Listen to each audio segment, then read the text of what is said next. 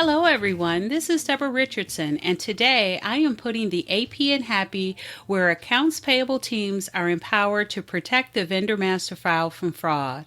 This podcast will give a voice to accounts payable team members by talking about the growing reality of cyber attacks in their world and which vendor setup and vendor management techniques they can apply to protect the vendor master file from fraud.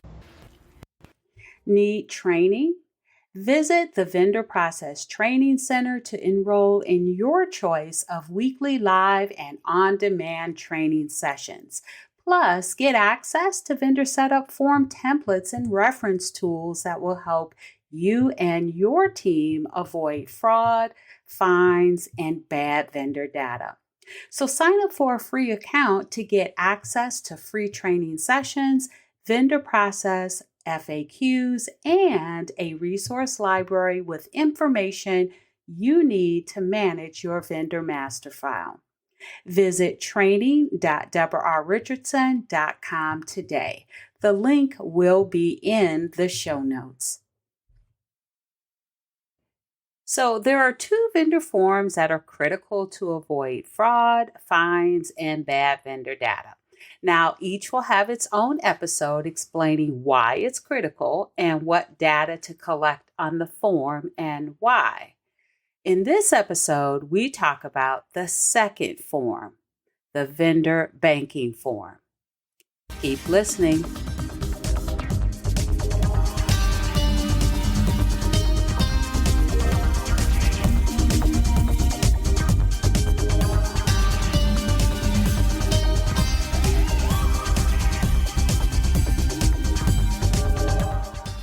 Welcome to episode 296, 2 company-branded vendor forms you need, part 2, the vendor banking form.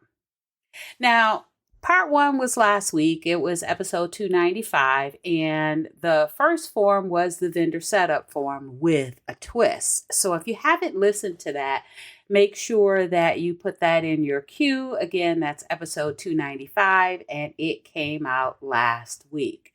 Now, I identified these as 2 critical forms, but these are not the only forms that you can have for your vendor setup and maintenance process. Now, if you would like to see like other forms that I have, you can take a look or actually go in the show notes. I will put a link to the AVM vendor toolkit, which has like 24 different documents, not all forms and templates, but there are some additional forms and templates. There are some reference guides and stuff out there too. Now, it is a paid product, or it comes with the vendor process training pass because it's on the vendor process training center site. But the advantage for you is that it has full visuals of the tools and templates that I have. So you can see exactly what's on it and build your own or customize one that you already have. And so you can get some ideas of other forms, and you can look at the vendor setup form that I have as a template that I talked about in the last podcast. And really it's called, there are 2, it's the substitute W9 form and substitute W8 form. And you got to listen to that first episode so you can understand why that change is there. And so listen to that. And then I do have the vendor banking form. Again, it's part of the toolkit, part of the templates, and you can see exactly what I am going to be talking about today. So I will have that in the show notes. You can see both forms and even more forms that I use for different clients that I've used in the past, and then see if that's something that you would be interested in, any of the additional forms. But these 2 are very critical because it has to do with both initially setting the vendor up, and then even more critical is the changes, right? Because that's where most of the fraud occurs, is the changes in remittance information. And so that both forms address the changes. And again, if you haven't listened to the vendor setup form, podcast episode, make sure you do that because you'll understand. Because you might think, well, why does the vendor setup form address changes? But you'll see when you listen to the episode or when you go to the toolkit and take a look at the visual of the form. But this one, the vendor setup form, definitely helps to prevent fraud. And so that goes along with why this form I think is critical. And so I've identified 2 reasons that make this form critical. It's probably much more, but this is 2 reasons why you need to collect vendor banking on your own form. And the first reason is because vendor banking on vendor letterhead or bank letterhead, and also that voided check, right? That can all be forged. The vendor or the fraudsters, let me say, right? They can make up anything. I mean, you can make up letterhead. You can make up a voided check with the fraudulent banking, right, on it. And so the fraudsters do that all the time. And there was one, and I think I told this story before, but I was presenting at a IOFM chapter meeting because they invited me as a guest to talk about fraud. And so as a part of that meeting, they wanted to show how you can tell if vendor banking on bank letterhead, I think it was bank letterhead, but it could have been on vendor letterhead, didn't matter.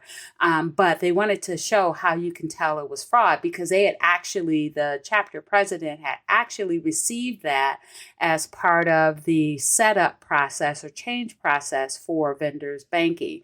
And she highlighted all of the areas that were fraudulent. And I tell you, that document was just highlighted like everywhere. And if you have a large volume, or if you have a large volume of vendor setup requests, vendor change requests, or even just a large volume of anything to do in your job as part of the vendor setup and maintenance process or accounts payable process, right? Then that's very hard to make sure that you look at each of those points. And it's just much easier to either not require them or not accept them, or accept them if the vendor wants to submit it, right? If they want to submit vendor banking on vendor letterhead or banking letterhead or a voided check, that's fine. But they also must submit the vendor banking form. And so you can attach it to them, but it cannot replace, or those documents definitely cannot replace the vendor banking form. And then the second reason is that you need to ask authenticating data, right? And that on the form, and that also helps to prevent fraud. And so authenticating data is not on what they give you, the vendor banking on vendor or bank letterhead or the voided check. There's no authenticating data. And when I say authenticating data, I mean that there's nothing that is on those forms that you can tie back to the existing information on the vendor master file that's not overtly public information. And so you'll see what I'm talking about when I go through the vendor banking form. And so the vendor banking form, I'm just going to go through this, and you might want to, if you're near a computer and you're like watching or listening through your desktop and you've got multiple monitors, you might want to just pick up or go to the show notes and click on the vendor banking form template. And it'll take you to the vendor toolkit page, and you can scroll down to see the vendor banking form template. You can look at the visual, and you can look at it as I am walking through, because I'm actually going to go from the top to the bottom and just let you know what's on that form. These are all the things that I recommend, and then also why. And then right before before I end the episode, I'm going to talk about how you can get some free authentication training that also gives you a template as well. So make sure you stay tuned for that. All right, so we've got the 2 reasons why you need to collect vendor banking on your own form. And really, it's to make sure that you're not getting forged documents from fraudsters. And it's also to make sure that you are asking authenticating data to prevent fraud. And then it also could be for some other standardization and making sure you're updating the right vendor too. So I'll call those out. All right, so let's now take a look at the vendor banking form. And these are the things that I include on it. If you are looking at the visual, again, I'm going to go from top to bottom. So first off, I've got some check boxes to show whether or not it's a new ad request, a change or update of an existing account, or to inactivate the existing account. Now, I don't know if you'll ever have the opportunity or the option, or if you need the option to have the vendor inactivate an existing account, but there are some vendors that will have multiple bank accounts. And I can tell you that was always some contention where I used to work, because there were banks that wanted the ATM fees in, and deposited in one bank account, and then they wanted the fees for other services deposited in other bank accounts. And so we had to keep track of multiple bank accounts. And that was just one example. There are probably many more. But it could come a time when one of those bank accounts needs to be inactivated. And so while keeping the other active. And so that's where that box comes from. Now, make sure if you are a vendor process team training pass member, you actually do have access to download all of these tools and templates, including the vendor banking form. And you'll see on there that you've got to update or customize this form with your information. And so if you purchase a form, or if you're a vendor process training pass member and you have access to download it, make sure that everything in blue, that you update it with your information. All right, so let's start with the first section. Oh, and then the other thing too is everything that has a red asterisk is really a required field. And so if it's something that, again, those of you that have the actual form, if it's something that you don't want to require, make sure you, again, customize it and remove that red asterisk. All right, so let's talk about the first section. So the first section is the payee identification. So I am asking for the tax ID, whether it's the EIN, SSN, or I-10. Now, why am I asking for that? 1, it is authenticating data, but 2, it could help you out because you can then verify that you are updating the right vendor record. Now, I'm also asking for the payee name, which is the vendor name, and then I'm also asking for the remittance address. And the remittance address is something else that can help you out, because if you have a system that has multiple addresses, locations, site IDs, right? PeopleSoft, I'm really thinking about in this case, because PeopleSoft can have multiple remittance addresses and locations, which are payment methods or payment information that is tied to a remittance address. Now you can verify that you are updating, or that the location is tied to the right remittance address. And then if you have a system like Oracle, you can verify again that you are paying the right remittance address. Now, one of the things with the country, so with the remittance address, I am asking for the country. Now, I've also asked for the country in the banking address section as well. And that is one way you can build in a red flag, because if the country of the vendor is different than the country of the bank, that is a red flag that it could be fraud. Now, the other thing I'm asking for is the name and title of the contact person.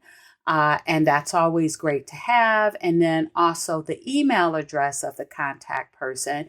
But not just that, I'm also asking for the remittance email address because those could be two different email addresses.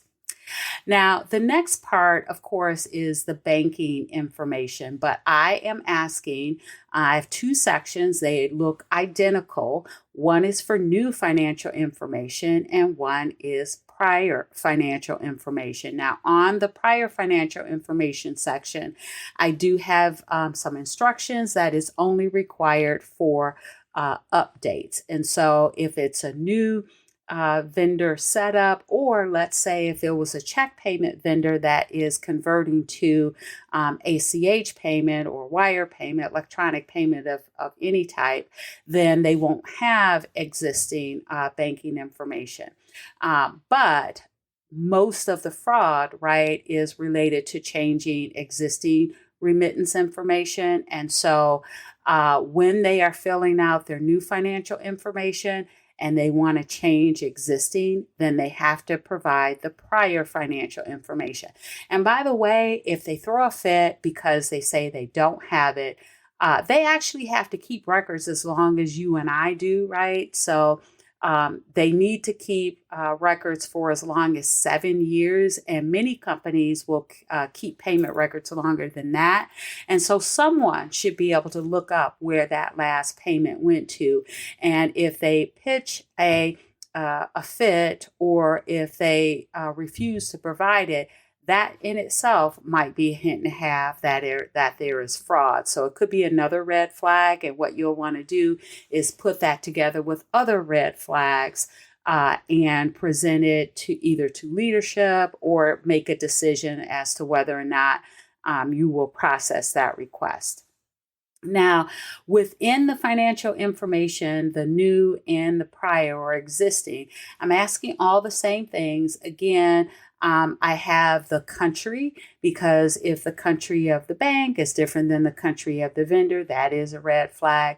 But I'm also asking for the financial institution name along with the rest of the address, the name on the account, the routing SWIFT, big number, right? Whether it's an ACH or a wire routing number, right? Because sometimes, some banks in the U.S. will have a separate number for ACH payments versus wire payments. Some will have the same. And then I'm asking for, right, the new account number. And if it is, that's the same field that you would put the IBAN in.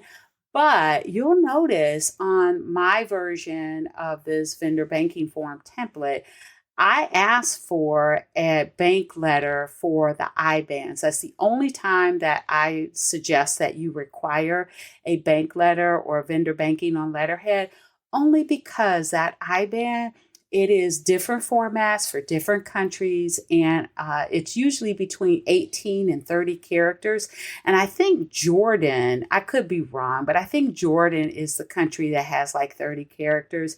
Anyway, if you've got a vendor that's filling this out with that many characters, right, with whether they're typing it or they're handwriting it, they can fat finger it, or maybe you won't be able to see it clearly, legibly, because again, it is a lot of digits, so it can be alphanumeric, right? Because it has like the country, the 2-digit code for the country, it has the account number, has the routing number, right? And so requiring or asking for vendor banking on letterhead or bank letterhead, vendor letterhead or bank letterhead can just help you make sure that you can read what they entered in there if it's illegible.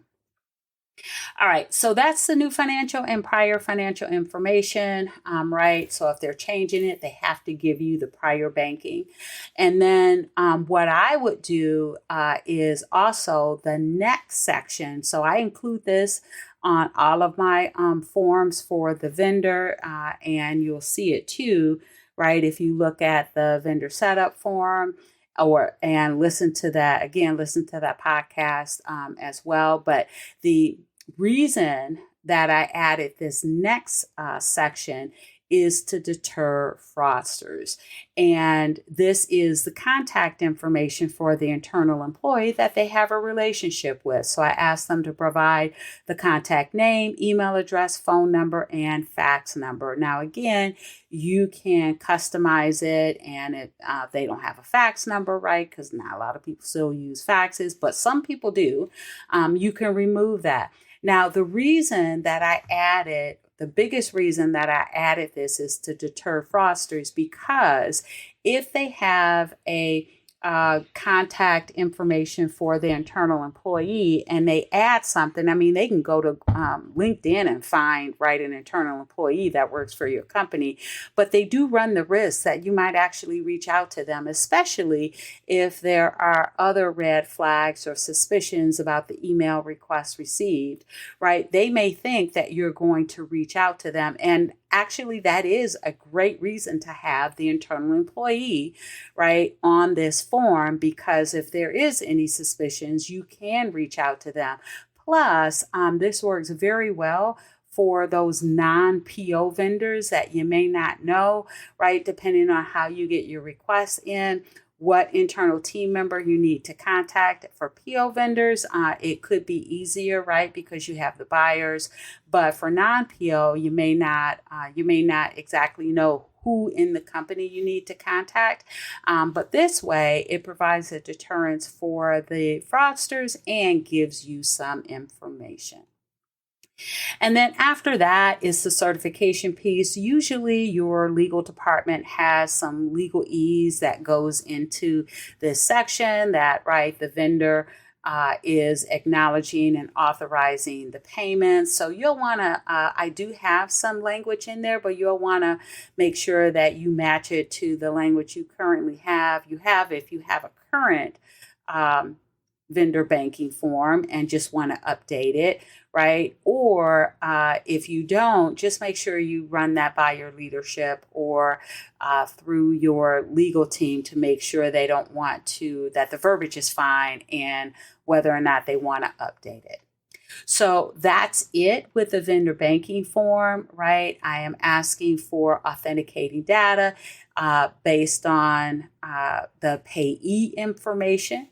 Also based on the financial information, the existing financial information if they're making a change, and then also the contact name of the employee. And so when you get this form back, you'll want to go into your accounting system or ERP and just verify all the payee information and verify the existing banking information. And what this will do is hopefully, by asking all this information and not just accepting whatever the fraudster might give you, this may deter the fraudster from even turning in this form and just having them go on, right, abandon the request, go on to the next potential victim that is not asking for this type of information. So you're putting obstacles in the way of fraudsters from being successful with payment fraud. And that is the critical reason for this form. All right, so we talked about authenticating data and including that on the vendor banking form. The other thing I wanted to tell you is that I also talk about a lot about authenticating the requester. And that's just like if you contact your bank, they don't just start talking to you about whatever you call to talk about. They will ask you 2 to 3 authenticating questions. And so when you're getting those inquiries about how do I change my banking, or when you're getting the information, the documents to say, here, change my banking, you do need to make sure that you are authenticating who you are receiving that inquiry from, and then also who you're receiving the documents from. And that is the free training that I was talking about earlier. And that is included in the 3-step vendor setup and maintenance process workshop that's on the Vendor Process Training Center. Again, it is free. It's a free section. You would register as a user on the site, and then you can register for that free training section. So make sure that you do that if you're interested. And I think I said it before, but you do get a free authentication reference template so that you can build your own authentication reference and then give that to everyone that answers vendor inquiries or accepts vendor documents or requests. All right, so that is the episode for today, and I hope you took some valuable content. Don't forget to take a look at, if you haven't already, the toolkit page on the Vendor Process Training Center. The link is in the show notes. You can see what the vendor banking form looks like that I just talked about. All right. So thanks, everyone. I hope you enjoyed the 296th episode of the Putting the AP in Happy podcast, where accounts payable teams are empowered to protect the vendor master file from fraud. Don't forget to check the show notes for the links mentioned in the podcast. And if you enjoyed this episode, consider subscribing and writing a review of my podcast on the platform that you use to listen. Stay happy.